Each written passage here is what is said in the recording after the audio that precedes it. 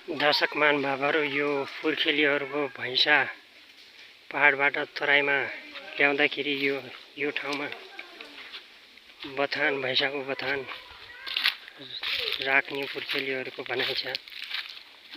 भैँसा बाँध्ने यो ठाउँ कति राम्रो छ हेर्नु त। मालिकाको जडमा यति सुन्दर छ यो ठाउँ, एकदम पाँजलो छ।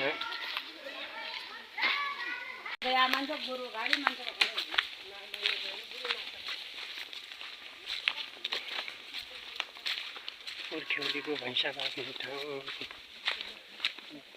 दर्शक महानुभावहरू, यो पुर्ख्यौलीको भैँसा बाँध्ने ठाउँ अरे यतातिर। यहाँ पुर्ख्यौलीहरूले भैँसा बाँध्थे अरे। मालिकाको छेकमा छौँ यतिखेर हामी।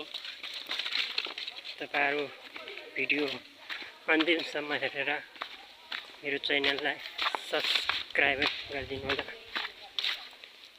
यस्तै आज भ्रमणमा थिए यो ठाउँ। पहाडको यति सुन्दर हावा छ।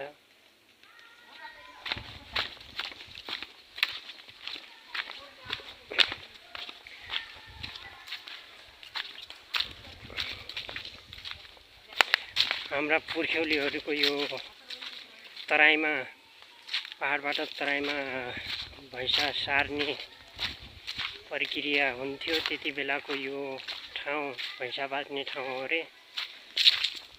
यो मालिकाको ठेकमा छु यतिखेर। यो तपाईहरु भैँसा बाँध्ने यो ठाउँ जब पहाडबाट कैलाली तराईमा झर्थे पुर्ख्यौलीहरू, भैँसा बाँध्ने यो ठाउँ यति सुन्दर ठाउँ हेर्नु होला दर्शक महानुभावहरू। तपाईहरु कति सुन्दर छ है, देख्न सक्नुहुन्छ। यति राम्रो यो ठाउँ देख्नुको लागि पुर्ख्यौलीको भैँसा बाँध्ने ठाउँ।